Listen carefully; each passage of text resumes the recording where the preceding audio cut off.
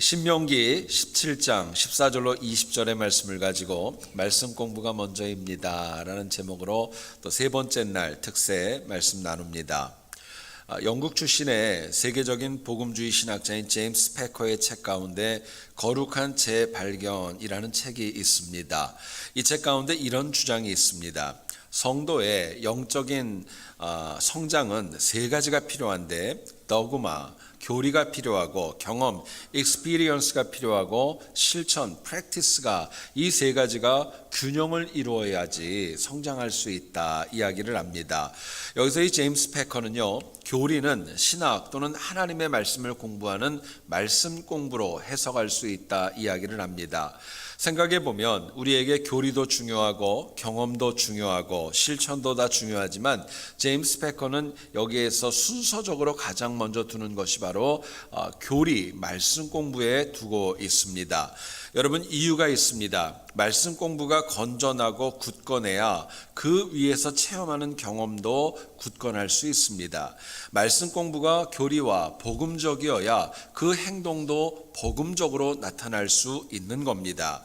반면에 말씀 공부가 제대로 이루어지지 않으면 경험하는 대부분들이 말씀과 무관하게 주관적이고 신비주의적으로 이끌어갈 수 있기 때문에 그렇습니다.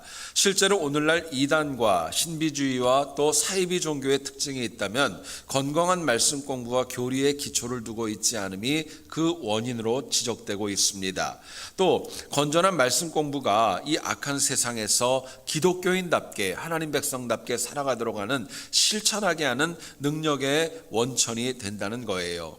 그런데 안타까운 것은 현대신앙인들 가운데 많은 영혼들이 바쁘고 분주하다며 말씀 공부에 그렇게 큰 열정을 보이지 않고 있는 것이 현실입니다. 어렵다고 생각합니다. 힘들다고 여기고 있고요. 숙제가 있으면 절대 참석하려고 하지 않습니다. 뿐만 아니라 들어도 금방 까먹으니까 하나만화이기 때문에 안 하겠다라는 분도 제가 보았습니다. 그러나 여러분 잊지 마세요. 내가 하나님 나라에 들어가는 기초, 바른 영적인 체험, 실천의 기초는요, 하나님의 말씀인 복음에 있는 것입니다. 그게 굉장히 중요한 거예요. 그렇기 때문에 신앙인은요, 어렵고 힘들어도 먼저 말씀 공부에 대한 열정이 참으로 중요한 것입니다. 실제로 우리가 이 땅을 살아가면서 주일 성수 하나만으로는 내가 하나님의 말씀 위에 굳건히 쓰는 거 너무나도 역부족이기 때문에 그렇습니다. 그러므로 올해 돌아오는 이제 2019년도에는 교회에서 개설되어지는 많은 성경 공부가 있을 터인데 여러분들께서 좀 열정적으로 많은 참여가 있기를 소원합니다. 이유가 있다면 말씀의 지혜가 있고 막힌 길을 열어주는 능력이 있고 또 하나님께서 앞서가시는 은혜가 복음 가운데 있기 때문에 그렇습니다. 오늘 같이 읽은 내용을 보면은 훗날 이스라엘 백성들이 왕을 세우려고 할 때에 어떤 영혼을 왕으로 세워야 될까, 그 가이드라인을 모세가 하나님께 받아 전달하는 내용입니다.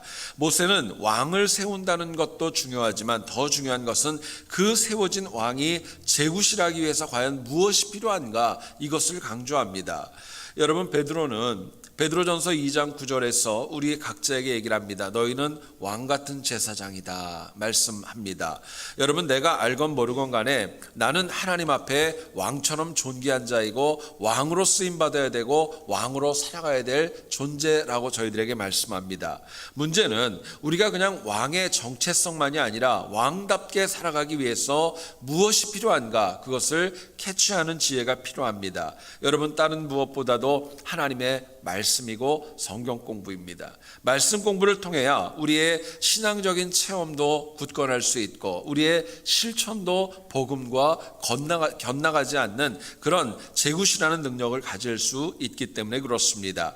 오늘 본문을 통하여서 우리가 말씀 공부가 삶의 최우선순위에 서려면 과연 어떻게 해야 되고 무엇을 알아야 될까, 본문이 주는 메시지를 같이 한번 나누어 보기를 원합니다. 첫 번째로는요, 말씀 공부가 우선인 삶은 언제나 성경을 자기 옆에 두고 살아갑니다. 성경을 가까이 하며 살아간다는 거예요. 본문 15절을 보시죠. 이스라엘의 왕은 이방인 가운데 세울 것이 아니고 타국인 가운데 세울 것이 아니라 반드시 선민 이스라엘 가운데 세우라고 말씀합니다. 또 16절과 17절의 내용을 보면 왕은 병마, 정말 군인과 말이 많이 필요하고 아내도 좀 있어야 되고 또 은금도 많이 필요하다는 것을 이야기합니다. 근데 모세는 이 내용을 통하여서 병마도 많이 얻기 위해서 애굽으로 돌아가지 말 것이고 또 아내도 많이 두어가지고 미혹되지 말라고 분명하게 선언하고 있습니다. 여러분, 실제로 우리가 성경을 보게 되면은 솔로몬에게 아내가 얼마나 되었었죠? 몇 명이나 되는지 여러분 혹시 아시는지요? 1000명이나 됐대요. 이 상상도 안 되는 내용인데 여러분, 결국 솔로몬의 삶이 어떻게 됐습니까? 그 이방 여인들을 아내로 받아들임으로 인하여서 영적인 미혹으로 넘어지고 말지 않았습니까? 또 은과 금을 많이 가지는 것도 필요하지만 이 또한 영적인 미혹에 빠질 수 있는 근거가 될 수 있기에 하나님은 금하고 있습니다. 그런데 본문 18절과 19절을 보시죠. 왕이 꼭 해야 될 것이 있습니다. 그가 왕위에 오르거든 이 율법서의 등사본을 레위 사람 제사장 앞에서 책에 기록하여 평생에 자기 옆에 두고 읽어 그의 하나님 여호와 경외하기를 배우며 말씀합니다. 여러분, 여기서 보면 그런 내용이 나와요. 왕 위에 오르거든요. 단순하게 말씀을 가까이 하라는 거 아니에요. 율법의 등사본을 제사장 앞에서 직접 기록하라고 얘기를 합니다. 저도 사실 말씀을 보면서 깜짝 놀랐어요. 그냥 성경을 읽을 때 가까이 하는 것을 생각했는데 그 성경을 직접 손으로 필사하라는 것입니다. 모세는 왕이 되는 자는 율법을 읽어야 되는 정도가 아니라 율법을 필사하며 마음에 새기고 가까이 하라는 거예요. 여러분, 저희 교회에도 성경을 여러 차례 쓰고 기록한 분들이 몇 분이 있습니다. 그분들의 이야기를 들어보면 두 가지인 것 같아요. 하나는 은혜롭고 감격스러운 그 능력이 있고 또 하나는 여러분, 성경을 쓰는 게 쉬운 일이 아니잖아요. 얼마나 어렵고 번거롭고 놀라운 일이 아닌지 모릅니다. 그런데 오늘처럼 그래도 종이와 연필이 좋은 것도 아니고 당시에 있어서 성경을 필사한다는 거, 이거는 참으로 쉽지 않은 도전이었었습니다. 그리고 이어지는 내용을 보시죠. 율법을 평생 자기 옆에 두고 하나님 경외하기를 배워라 말씀을 합니다. 여기서 주목해야 될 단어가 있습니다. 평생 자기 옆에 말씀을 두고 말씀을 배우라는 것입니다. 이유가 있습니다. 하나님의 말씀은 어느 날 갑자기 단기간에 배울 수 있는 그런 내용이 아닙니다. 또 말씀은 절대로 멀리하지 말고 항상 가까이 해야 된다는 것이고, 또 우리가 말씀을 멀리하기 시작하면 말씀은 점점 멀어지고 나중에는 나와 전혀 무관한 것으로 떨어져 나가기 때문에 그렇습니다. 여러분, 그렇기 때문에 여기서 가까이 하라는 것은 그냥 성경을 옆에다 끼고 있으라는 게 아니라 그 말씀을 공부하고 연구하고 마음에 새기며 함께 날마다 동행하라는 하나님의 메시지인 것입니다. 어떤 분들이 저한테 그렇게 얘기를 하더라고요. 좀 유치한 얘기인데 본인은 말씀을 굉장히 가까이 한대요. 그래서 제가 어떻게 하십니까? 물어봤더니 차에도 한 성경이 2권이 있고 또 집에 가면은 얼마나 많은 성경이 쌓여 있는지 모르기 때문에 자기는 말씀을 가까이 한대요. 그래서 제가 웃으면서 그랬어요. 차에 성경이 많이 있고 또 집안에 아무리 수백 권의 성경이 있다 할지라도 그 성경을 얼마나 읽고 묵상하는가, 그거하고는 별개의 문제라고 제가 이야기를 했던 기억이 있습니다. 여러분, 하나님이 최우선인 영혼의 특징이 있습니다. 말씀을 가까이 합니다. 멀리할 수 없다는 거예요. 동시에 신실한 영혼일수록 하나님의 말씀을 연구하고 호기심을 가지고 갈급함으로 연구하고 공부하며 나아가는 특징이 있습니다. 여러분, 우리가 말씀을 좀 더 깊게 공부하기 위해서 꼭 필요한 2가지의 요건이 있습니다. 첫 번째는 뭐냐면요, 우리가 개인적으로 성경을 연구할 때 읽고 또 궁금한 것을 캐치하기 위한 사전과 작은 책자들, 그런 것들이 필요합니다. 이 오늘날에는 여러분, 우리가 휴대폰 다 가지고 계시죠? 그 안에는 구글 박사님이 있어가지고 뭘 쳐도 다 나오잖아요. 성경에 우리에게 신학적으로 또 성경적으로 도움이 되는 많은 애플리케이션이 있다는 것도 우리에게 많은 도움을 줍니다. 두 번째는 우리가 규칙적으로 말씀 공부를 위해서 성경 공부에 직접 참여하는 것도 참으로 중요합니다. 성경 공부를 통해서 성경의 배경과 적용과 또 내 주변에 있는 영혼들이 어떻게 말씀을 가지고 살아가는가를 배울 수 있기 때문에 그렇습니다. 여러분, 그러나 오늘 우리의 모습을 보면 말씀에 대한 갈급함이 얼마나 많이 식어져 있는지 모릅니다. 근데 여러분, 다시 반복합니다. 성경 공부를 통한 건강한 도그마, 신학이 되어져야 내가 영적인 체험하는 것도 복음과 일치합니다. 내가 실천하는 것도 하나님의 말씀과 함께 갈 수 있는 것입니다. 출애굽기를 보면 애굽을 나왔던 이스라엘 백성들의 숫자는 장정만 무려 60만 명이었었습니다.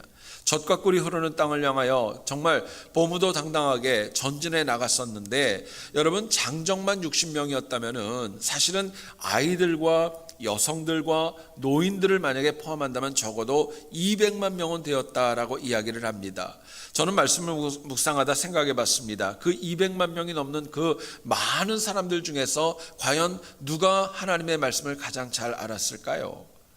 아마 모세였을 거예요. 모세는 2번이나 시내산에 올라서 40일 동안이나 금식하며 하나님의 말씀을 받고 듣고 묵상한 경험이 있기 때문에 그랬습니다. 반면에 아론을 비롯해서 이스라엘 백성들은 모세와 같이 체계적인 말씀 공부가 그들에게는 이루어지지 않았습니다.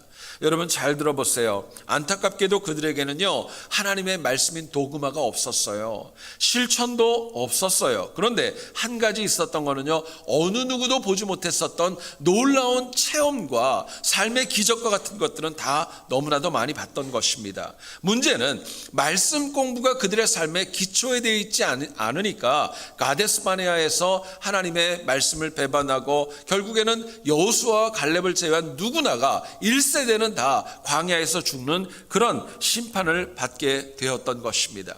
만약에 그 200만 명, 아니 장정인 60만 명이라도 하나님의 말씀을 체계적으로 모세처럼 공부했다면 이야기는 달라졌을지도 모르겠습니다. 여러분, 그러나 그들은 말씀 공부가 하나님의 말씀을 가까이 하지 않음으로 인하여서 그들의 삶은 역사의 뒤안길로 밀려나는 그런 비극적으로 끝나는 그런 결과를 초래했던 것입니다. 여러분, 하나님 백성의 가치와 능력은 오래 믿었다고 있는 거 아닙니다. 집안이 몇 대 믿었다고 되는 것도 아닙니다. 직분이 있다고 되는 것도 아니고 교회에서 영향력이 있다고 되는 것도 아닙니다. 오히려 하나님 백성의 가치는 얼마나 내가 성경을 알고 하나님의 말씀을 사모하고 바쁘고 분주한 중에도 얼마나 말씀을 묵상하고 가까이하며 살아가는가, 그것으로 하나님은 그 영혼의 가치와 능력을 인정해 주시는 거예요. 얼마 전에 제가 시카고에 사역을 할 때 굉장히 가깝게 지냈던 한 장로님 부부가 있었습니다. 오래간만에 전화가 왔어요. 그런데 내용을 보니까 그분들이 시카고를 떠나가지고 애틀란타로 이사를 했다고 이야기를 합니다. 참고로 그 두 분은 시카고 지역에서 이해실 사모님의 책 여러분도 아실 거예요. 성경이 읽어지네. 저희 교회에서도 그걸 공부를 했었는데, 그 책을 가지고 시카고 전 지역에서 많은 분들을 깨우고 말씀 공부로 리드하던 그런 헌신적인 사역자들이었었습니다. 이분들은 둘 다 70대 중반입니다. 그런데도 애틀란타에 내려가서 여전히 성경 1도 클래스를 오픈을 하고 사비로 어떤 클래스 공간을 만들어 가지고 사람들을 초청하면서 말씀 공부를 하는 것을 저에게 이야기해 주었습니다. 전화 통화를 하면서 제 마음에 그런 생각이 들었었어요. 70대 중반인데요, 목소리는 청년보다도 더 까랑까랑해요. 너무너무 강하고요, 얼마나 살아있는지 몰라요. 규칙적인 말씀을 통해서 그들의 삶이 살아나고 주변을 살리는 것에 대해서 행복을 느끼는 것을 제가 고백하게 되었습니다. 여러분, 그분들이 실제로 저한테 얘기를 해요. 사는 게 재밌대요. 행복하대요. 즐겁대요. 의미가 있다고 저에게 이야기를 하면서 얼마나 힘있게 얘기하는지 제가 많은 도전이 되었습니다. 전화를 끊고 그런 기도가 저절로 나왔습니다. 하나님, 저희 부부도 저렇게 살게 하십시오. 그리고 또 한 기도가 더 나왔습니다. 하나님, 우리 세안교회에 속한 성도들도 저렇게 살게 하십시오. 여러분, 그 기도가 저에게 나왔어요. 부족해도 내가 하나님의 말씀을 공부하기 원하고 연구하고 또 말씀을 묵상하면요, 내 삶은 선하게 바뀔 수밖에 없습니다. 말씀을 공부하면 그 말씀이 내 삶을 주관하고 나를 이끌어가고 내 앞서가기 때문에 내 인생에 하나님이 주시는 은혜는 차고 넘치게 열리는 것입니다. 여러분, 그렇기 때문에 간곡히 부탁드립니다. 이민자로 바쁩니다. 힘듭니다. 이민자의 생활이 버거운 거 압니다. 그러나 그 바쁘고 버거운 것을 이기기 위해서는 하나님의 말씀이 필요하다는 것 마음에 새길 수 있기를 원합니다. 그래서 다가오는 새해에는 여러분들이 정말 하나님 말씀을 공부하며, 특별히 하나님 나라에 가는 그날까지 말씀 공부하고 연구하며 날마다 승리하는 우리 모두 될 수 있기를 주님의 이름으로 축원드립니다. 두 번째로 생각할 것은요, 우리가 말씀 공부가 우선인 삶은 말씀을 지키려 노력하며 삽니다. 말씀대로 실천이 중요하다는 것이죠. 본문 19절 끝을 보세요. 이 율법의 모든 말과 이 규례를 지켜 행할 것이라 말씀을 합니다. 모세는 우리에게 율법의 일부가 아니라, 어떤 부분이 아니라 모든 말씀과 모든 규례를 지켜 행하라, 참 부담스러운 내용을 저희들에게 요구합니다. 이유가 있다면 하나님의 말씀은 일부만 지키고 일부는 안 지키고 그렇게 해서는 말씀을 제대로 묵상하는 삶이 아니기 때문에 그렇습니다. 나아가서 말씀은 모두 다 지키며 살아갈 만큼 그만큼 능력이 있고 가치가 있고 의미가 있다는 것 모세는 강조하고 또 강조하는 것입니다. 여러분, 우리가 신명기를 읽어보면은요, 모세가 인생의 막바지에 정말 간절한 마음으로 출애굽 세컨 제너레이션들에게 하나님의 말씀을 반복합니다. 하나라도 더 주기 원했습니다. 그들이 그 말씀 가운데 하나도 놓치지 않고 그대로 살아야 젖과 꿀이 흐르는 땅에 들어가서 선민답게 살아갈 수 있었기 때문이었습니다. 그런데 오늘 본문의 내용을 보면은요, 이처럼 모든 율법의 내용을 다 지킬 때에 인간이 누릴 수 있는 복을 본문 20절이 이야기합니다. 20절 한번 띄워주시면 좋겠습니다. 우리 다시 한번 20절 같이 읽기를 원합니다. 자, 시작. 그리하면 그의 마음이 그의 형제 위에 교만하지 아니하고 이 명령에서 떠나 좌로나 우로나 치우치지 아니하리니 이스라엘 중에서 그와 그의 자손이 왕위에 있는 날이 장구하리라. 아멘. 말씀을 지키며 사랑하는 영혼에게 이 땅 가운데 절대로 교만하지 않다는 거예요. 겸손할 수 있습니다. 또 좌로나 우로나 변덕 부리고 오락가락하고 왔다 갔다 하지 않는다는 거예요. 말씀을 지키며 살아가는 영혼에게는 이스라엘 자손 중에서 왕위로 세운 그 가문이 장구하고 왕위를 지킬 수 있다는 것도 하나님이 보장해 주십니다. 이처럼 말씀을 지키며 살아갈 때 상급이 엄청나게 많이 있지만 문제는 이것이 쉽지 않은 것도 한 단면입니다. 이유가 있다면, 인간이 죄로 인하여 넘어지는 이유가 있다면요, 다른 것 아닙니다. 말씀을 모르기 때문에 그러는 거 아니에요. 말씀을 깨닫지 못하기 때문도 아닙니다. 말씀을 들었지만 실천하지 못하기 때문에, 지키지 못하기 때문에 넘어지는 거예요. 우리가 잘 아는 에덴 동산에서 하와가 범죄한 사건을 여러분 아시지요?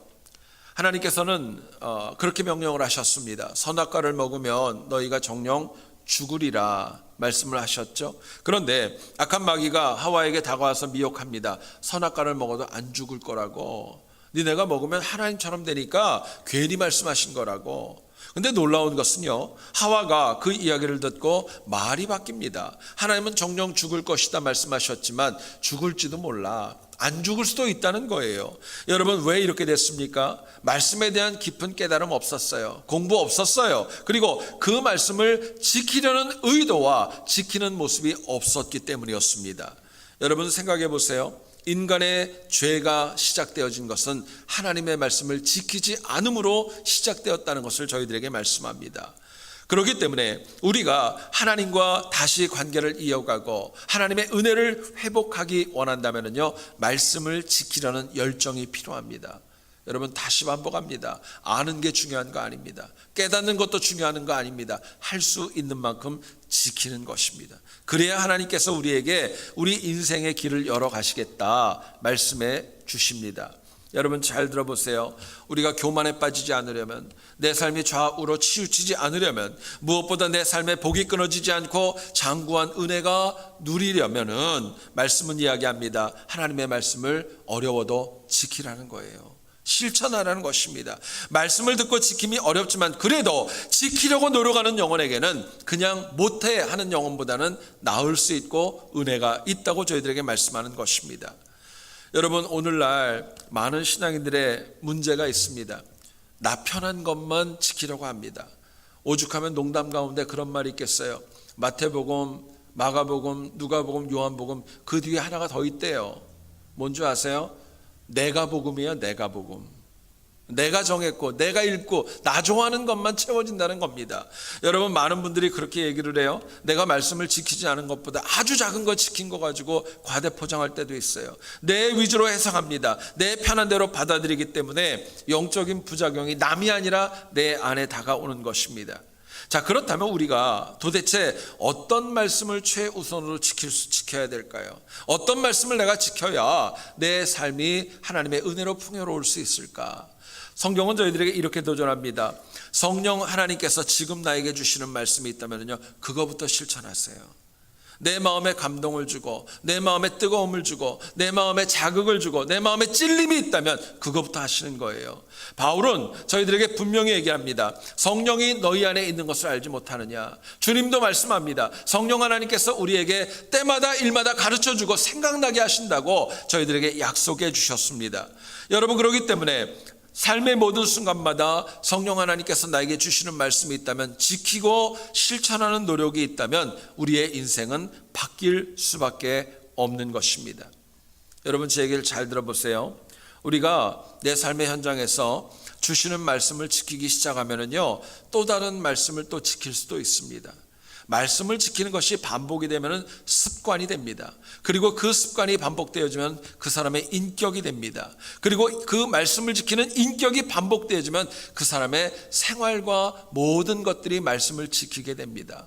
그런데 반면에 지금 나에게 주시는 성령 하나님의 말씀을 거부하면요, 다른 말씀도 또 거부합니다. 이것도 거부합니다. 저것도 거부합니다. 나중에는요, 말씀과 무관한 그런 삶으로 전락할 수밖에 없는 것이 죄인된 인간의 실존이라고 말씀합니다.